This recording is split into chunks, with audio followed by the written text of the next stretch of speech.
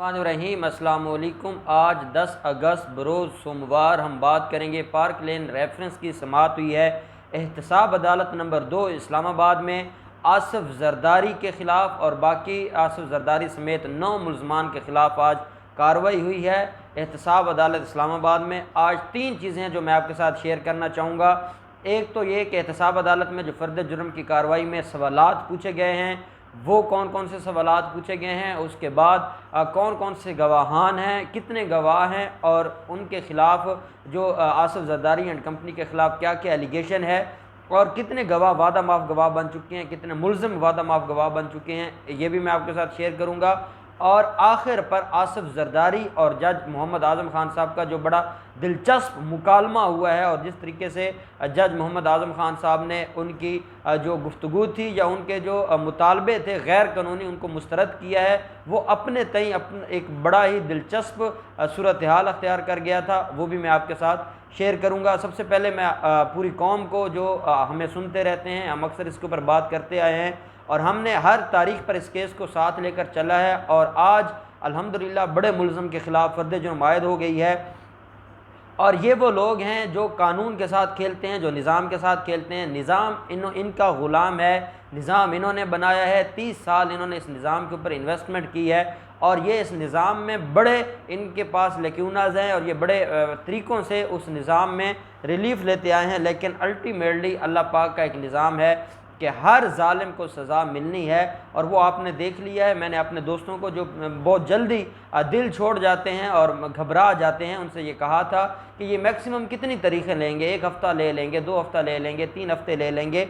अदालत में जब कोई केस चल रहा होता है तो हर तारीख पर कोई ना कोई ऑर्डर पास होता है और वो ऑर्डर चाहे उसको कोई अहमियत ना दे लेकिन वो ऑर्डर एक दिन गले पड़ जाता है और उससे जान नहीं छुड़ाई जा सकती। और यही बात है कि जो ये करते रहे अपने तय ये जान छुड़वाते रहे लेकिन अल्टीमेटली इनको धर लिया गया है और इनके गले में इंसाफ का पट्टा डाल दिया गया है। आज जब कार्रवाई शुरू हुई है तो 9 मुल्ज़मान हैं टोटल पार्क लेन रेफरेंस में और जो आसिफ जरदारी है वो बिलावल हाउस कराची में मौजूद थे। अनवर मजीद भी कराची में थे, वो वहाँ पर एक निजी हॉस्पिटल में वो वैसे हिरासत में है, जेल में है लेकिन वो निजी हॉस्पिटल में वो बीमार हैं और वो वहाँ पर हैं। वहाँ पर भी इंतज़ाम किया गया था। कुछ मुल्ज़मान थे अडियाला जेल में, वहाँ पर वीडियो लिंक का इंतज़ाम किया गया और बाकी जो मुल्ज़मान अदालत के अंदर मौजूद थे वो भी थे जिनके ख़िलाफ़ फ़र्द जुर्म आयद किया गया है। अब ये जो 3 मुल्ज़मान हैं फ़ारूक अब्दुल्ला, मोहम्मद हनीफ़ और सलीम फ़ैसल, ये रजिस्ट्रार ऑफ़िस कराची से वीडियो लिंक पर मौजूद थे जो नैब का ऑफ़िस है। उसके बाद जो इकबाल ख़ान नूरी है, मोहम्मद हनीफ़ है, हुसैन लवाई है और ताहा रज़ा के लिए अडियाला जेल में इंतज़ाम किए गए थे। और जो अनवर मजीद और जो आसिफ जरदारी हैं वो फिर अपने अपने जहाँ पर वो इस वक्त रिहाइश पजीर थे वहाँ से उनको वीडियो लिंक के ज़रिए अदालत ने पहले हाज़िरी लगवाई है।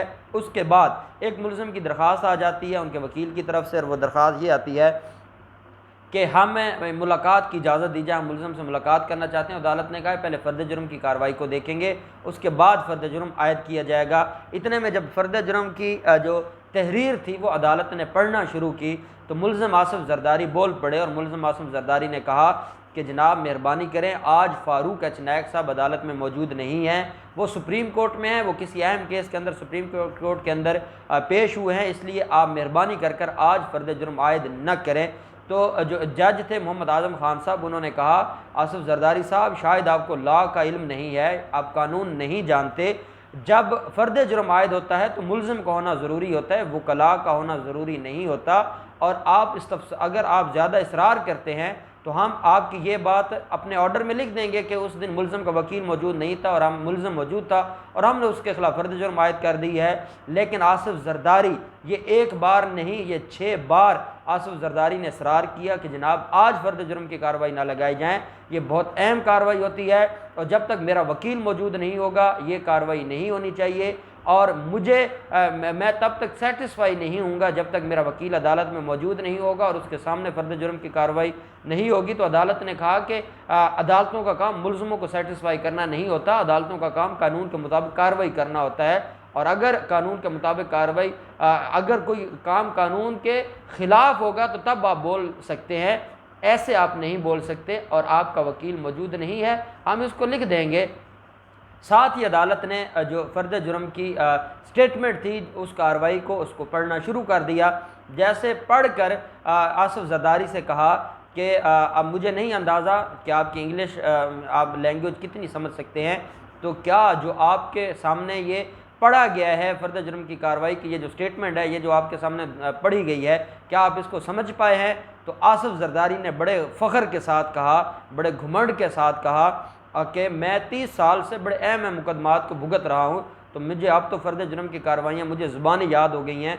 तो जज साहब ने कहा चले ये तो बहुत अच्छी बात है, और आपको अगर आप 30 साल से आप इतना आपका करैक्टर बड़ा अच्छा है। ये मैं अपनी तरफ से कह रहा हूँ कि जिस बंदे का इतना आला करैक्टर हो, आप देखें ये लोग हमारे ऊपर मुसल्लत रहे जिनके इस पास सिवाय और कोई इनकी क्रेडिबिलिटी या इनकी कैपेसिटी या कैपेबिलिटी नहीं है, सिवाय इसके कि इन्होंने जेलें काटी हैं, सिवाय इसके कि इन्होंने बड़े बड़े मुकदमात झीले हैं। ये इनकी क्रेडिबिलिटी है और ये इनकी कैपेबिलिटी है, और इसकी बुनियाद पर ये हमारे ऊपर इतना लंबा अरसा हुकूमत करते आए हैं, और हम पूरी कौम सोए रहे हैं और हम इनको वेलकम करते आए हैं।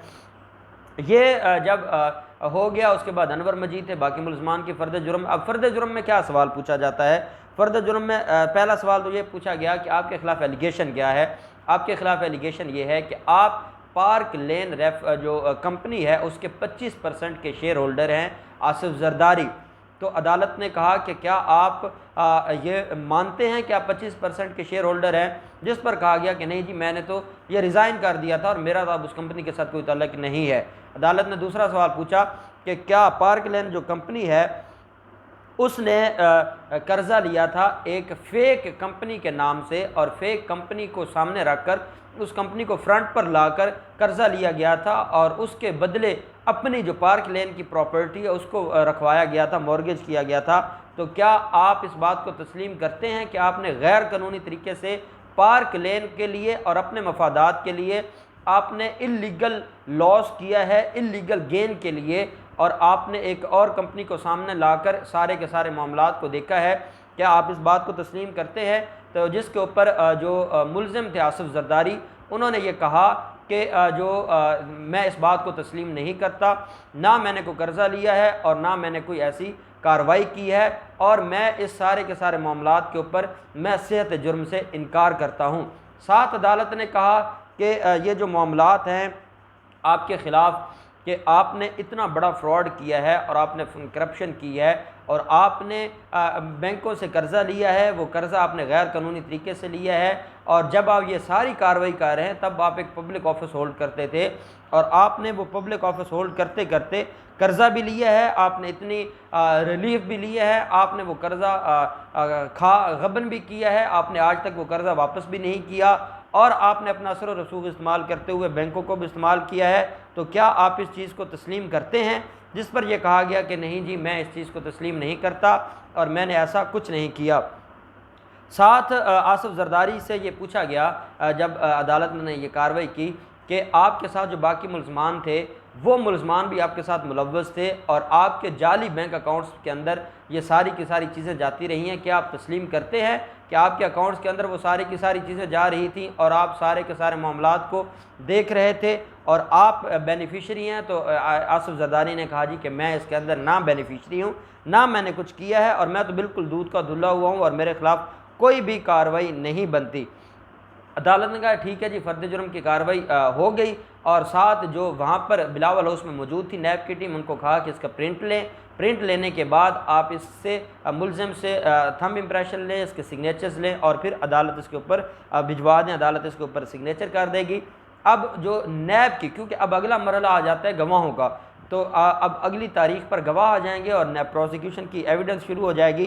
तो जो नैब ने अपने गवाहों की लिस्ट दी है उसमें 2 साबका नेशनल बैंक के सदूर हैं जो वादा माफ़ गवाह बन चुके हैं, एक अली रज़ा है और एक सैयद कमर हुसैन है। ये आसिफ जरदारी के ख़िलाफ़ वादा माफ़ गवाह बन चुके हैं। नैब ने इनको कानून के मुताबिक वादा माफ़ गवाह बनकर मुआफ़ कर दिया। इसके अलावा नैब के पास 61 गवाहान की लिस्ट तैयार है। ये 61 गवाहान वो हैं जो आसिफ जरदारी के ख़िलाफ़ गवाही देंगे, जिसमें नेशनल बैंक और के जो क्रेडिट कमेटी के तमाम अफसरान हैं वो भी बतौर गवाह हैं। नैब रावलपिंडी तफ्तीशी टीम के 9 अफसरान हैं, ये भी वादा माफ़ गवाह हैं। जाली अकाउंट्स की इब्तदाई तफ्तीश करने वाले FIA के मोहम्मद अली अबड़ो भी गवाहान में शामिल हैं, जबकि कर्ज़ लेने वाली वो जो मुबैना फ्रंट कंपनी है जो फेक कंपनी थी, उसका जो कंप्यूटर ऑपरेटर था वो भी बतौर गवाह अदालत में पेश होगा। तो ये बड़ा मजबूत केस है और इस मजबूत केस में 61 गवाहान हैं, 2 बड़े वादा माफ गवाह हैं और ये गवाही देंगे। उसके बाद मुलजमान के वकला इसके ऊपर जिरा करेंगे और ये केस अपने फाइनली मंतकी अंजाम की तरफ जाएगा। जब अदालतों में फ़र्द जुर्म लग जाता है तो उससे मुराद ये होता है कि अब मुलज़िम के ख़िलाफ़ प्रोसीड होगा। आज की तारीख के बाद मुलज़िम आए या ना आए, अदालत इस मामले को आगे चला सकती है और अदालत मंतकी अंजाम तक फ़ैसला भी फ़ाइनल जो कंक्लूजन है उसकी तरफ भी जा सकती है। तो ये बहुत बड़ी डेवलपमेंट है और वो लोग जो ये ड्रामा कर रहे थे, जो तमाशा कर रहे थे, उनके लिए भी कि वो चाहे जितना ड्रामा कर ले, जब कानून अपना रास्ता बनाना चाहता है तो वो बना लेता है और उसके सामने कोई नहीं आ सकता। अब देखते हैं कि आगे क्या कार्रवाई होती है। बाकी केसेस में जो भी डेवलपमेंट होगी हम आपके साथ शेयर करते रहेंगे। अल्लाह पाक पाकिस्तान का हामी नासिर हो। बहुत शुक्रिया। अल्लाह हाफिज़। पाकिस्तान जिंदाबाद।